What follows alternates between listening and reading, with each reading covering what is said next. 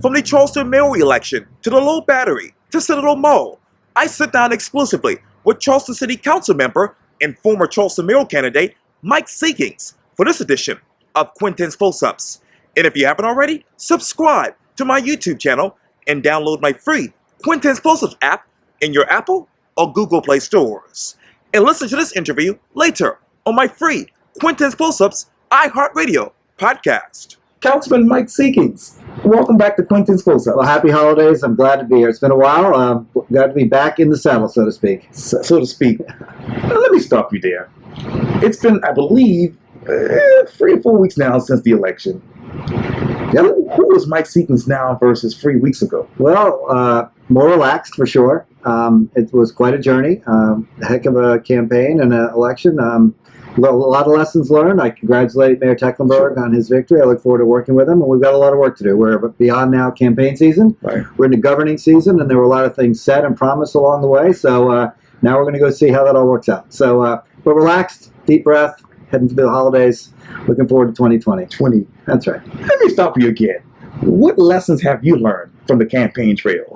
So a lot of lessons. You learn a lot about yourself when you put your name on a ballot, for sure. It's an interesting road out there. Getting elected is different than governing. One of the things I learned is that Charleston has some issues that people feel very strongly about. The other thing I learned is that we really have a geographic divide in the city that I think in 2020, one of the things I hope we can do is make sure that people understand Charleston is one city where the issues that confront us face all of us. While there clearly are geographic challenges, we need to approach it as one city. But the lessons learned are usually internal, and it's quite the therapy session going along a campaign trail. And one of the things I want to thank everybody who supported me internally on my campaign. It was hard work, and they did a great job. For those who participated in this, whether they voted for you or not, the other lesson I learned is getting people out to the polls is hard business. And we 20% of the electorate came out to vote. We'd love to see a bigger, higher number of that in all elections. And I think we need to really focus and make sure people understand how important local elections are. And I'm really going to work hard to get the message out there, whether I'm on a ballot or not sometime in the future, to let people know local really matters, and local is the place you ought to really focus a little bit and get out there and vote. What did you do wrong? Well, I'm not sure there's anything that we did wrong. I mean, we knew it was an uphill battle. Okay. We polled it. Our polls were very clear, and without getting too deep into our strategy, some things happened along the way that we didn't expect. Some candidates were a little bit different than we thought they were going to be, and in the end, the best candidate won. I mean, you can't argue with the numbers. We did get ourselves into a runoff, but not looking in the rearview mirror.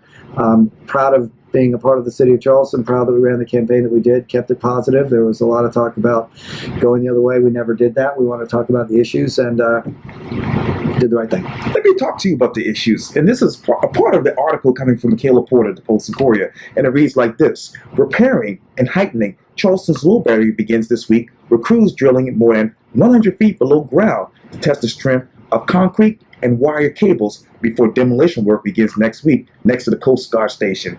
What is the strength of the concrete and wire cables in your mind? Well, first off, not just a fascinating project, a needed project, a project, that wall was built between 1906 and 1917. You've heard a lot about fill and build lately. Well, that is actually the first ever build and fill project in the city. They built that wall actually out into the harbor and then filled in behind it all of Murray Boulevard and that whole area in Low Battery. Oh. So this is the first time. It is not just a construction project, a repair project, a needed project for sea level rise and tidal changes, but it's also an archaeology project. And we are going to learn, and the crews that are out there working, the engineers and the contractors are going to learn a lot about what's down there. And I don't know. I mean, I think they don't know specifically, but it is going to be a fascinating project, one that's right in the heart of my district, as you know, one that I've been pushing for a long time. So yay, glad that it's coming. It's one of many needed projects in the city, and we're going to learn a lot as we go along. I can't tell you in the end what it's going to look like underneath there, but it's going to be quite the project. And the article goes on to say this, quote, "It's one of Charleston's first projects that takes sea level rise into account, right, though it will do much more than that. The rebuilt walkway will improve the seawall and reinforce its structural integrity, improve accessibility, and beautify the area." How will the area be beautified after this project? So all of those points are great points. First and foremost, it's a repair project. That wall is in distress at best. We've done hundreds of thousands of dollars of repairs over the course of the last couple of years. It needs to be done. So it's a repair project. Then We're raising it 2.5 feet. As you know, sea level rise, the tides are getting taller. It is going to help us with tidal influx.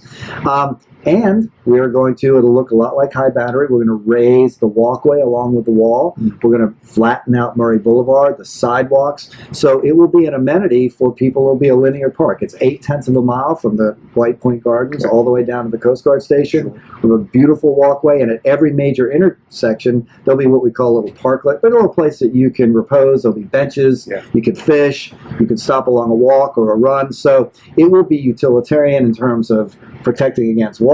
It will be utilitarian in that it's fixing a wall that is structurally unsound, and it will be utilitarian in that it will be a community amenity that you can use for not just years but decades to come. Decades to come. Yeah, absolutely. How much is this going to cost right now? Good question. I mean, you know, we've talked a lot about that, and I want to just look in that camera and let people know, first and foremost, you've heard a lot that this project is going to cost $100 million and take 10 years. It is not going to cost $100 million.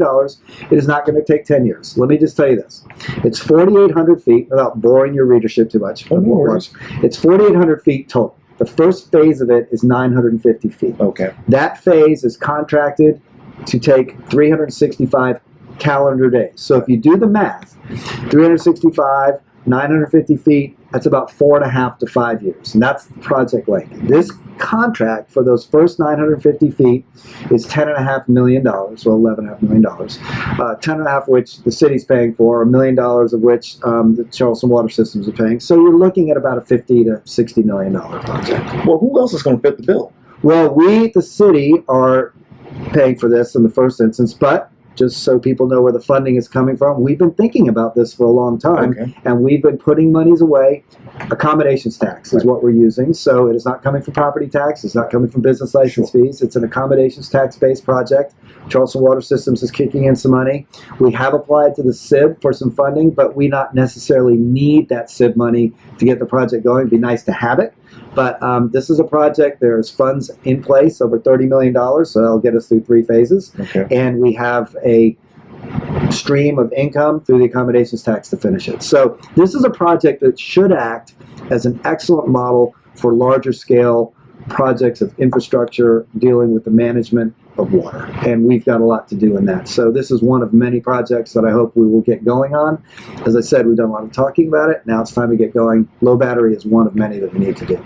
And when phase 4 comes, what can we expect from that? Well, financially. So, you know, when you got phase 1 done, we'll go roll right into phase 2. We'll be 4 to 5 years down the road. Once you get to phase 4, which should be the last or next to last phase, we'll be towards the end of a 5-year project. It will be funded, and you will have a repaired seawall, a raised seawall, a park that people can take pride in, and with any planning at all along the way, we'll have other projects going. That's great. And I know that Michaela also wrote this too. Crews obviously test pilings before demolition that has begun today. Work along Murray Boulevard from Tran to Ashley Streets, that is expected to continue through 2020, and eastbound traffic on Murray will be detoured elsewhere. Talk to me about the traffic. Well, we're going to have to move some traffic around a little bit. The southern lane on Murray Boulevard between Ashley and the Coast Guard Station is now closed. There's only one direction of traffic on that northern lane from Ashley going out of town towards the Coast Guard Station. There's going to be some traffic pattern disruption. That's really the only thing you're going to see is traffic pattern disruption. But again, this is a large-scale project. I mean, this is a seawall, half of it on the water side. We're raising a road, we're raising a walkway, we're raising a wall. It's a large project, and so there will be some disruption, but we've thought about it and we've managed it. The most important thing is to make sure that the people who live along there know it's coming and that we do it in a fashion that has minimal disruption to them. And we will work hard to make sure that that happens. When it comes to the test piles and all of that, remember, we actually did the corner between the high battery and the low battery about 4 or 5 years ago. We have a lot of collective knowledge about that, what it looks like. So we are well on our way, and I will just say this, both internally and externally. Internally at the city and our external consultants have really worked hard on this. Frank Newham, who's in our engineering department, he's an amazing human being. He has really put himself on this, put everything into it. He understands it as well as anybody. We've got some great consultants on this too. So this is a project that is set up to be very successful. Now we just need to execute, just like anything else. Plan, and execute. Citadel Mall. The city of Charleston has Epic given Center. Epic Center, that's right. And according to Channel 5, the city of Charleston has given the go-ahead for plans to revitalize Citadel Mall in West Ashley. Charleston City Council, as you know, passed the final reading for the Epic project. I was there. I remember that. And the proposal includes building apartments, office space, an assisted living facility, a hotel, a sports arena, sports shopping that is, and more. There also plans to improve the parking area and traffic patterns surrounding the Epic Center. How many apartments are we talking? Well, that's a long sentence, and it's a big project. So just sort of to parcel it out a little bit. Sure. The entire Citadel Mall is 100 acres. Yes. It's a big site. Now, the current owner developer of the project we're talking about does not control the entire 100 acres. They control about 53 acres. Okay. They will, I think, ultimately control more. So what we've done is we've gone and looked at the zoning. We've approved a PUD, a planned unit development, I call them planned urban developments, which thinks about what it'll look like long term, and it is going to be mixed use, multi-dimensional. It will have residential, it will have commercial, it will be a transit hub, it'll be an entertainment center. Sure. And I think you're looking at ultimately somewhere around 1,200 living units. It might be a little bit more. Haven't gotten that far yet, but it'll be fairly dense. They can go up to 18 stories, pretty tall. Okay. Remembering they are right next to 526, which there should be some access to 526 along the route. It's a straight shot to the airport.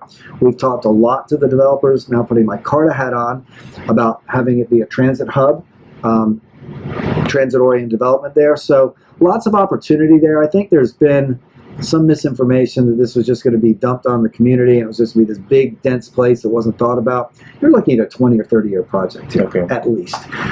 It'll come slowly in increments, but it's going to come, and it is going to be, I think, a model for the city in terms of long-term planning of large-scale developments where we take into account density, traffic, water management, affordable living. This is going to be the most ambitious, affordable, attainable living project that Charleston's ever seen.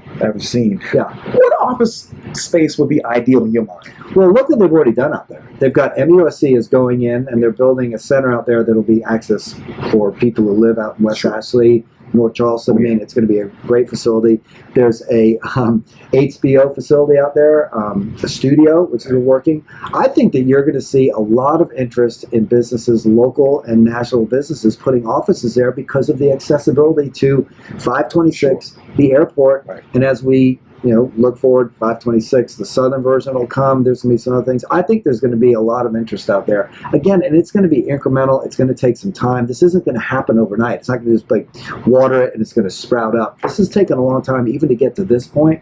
Long way to go. But it will be, in the end, for West Ashley, for the city of Charleston, and for the region, a model development for building some density and allowing for, among other things, attainable housing in areas where we have the available land to do it.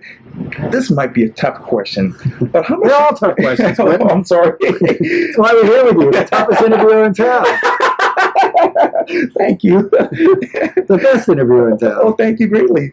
I know it might be a side question, but how much do you think the city will get back on return of investment? Oh, well, right now, the investment the city has made is simply we've zoned it. Now, there was some talk the other night at City Council of us partnering with the development team on the affordable housing side.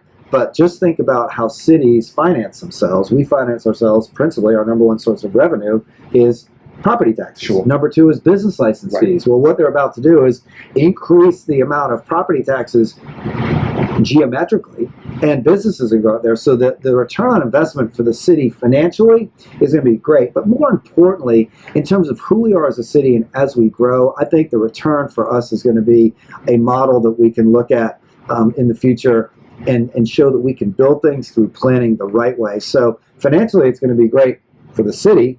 I think for the people who live in West Ashley and the people who live in the city of Charleston, again, we are one city, this will be one of many amenities that will make the quality of life even better, accessibility better, jobs, reduce people's commute times, all the things we want to do. And for me, personally, on the transit side, because we've been working so hard on regional transit, this is a chance to do a public-private partnership and build a transit hub and have a transit-oriented development where the developer in advance has already announced very broadly they want that.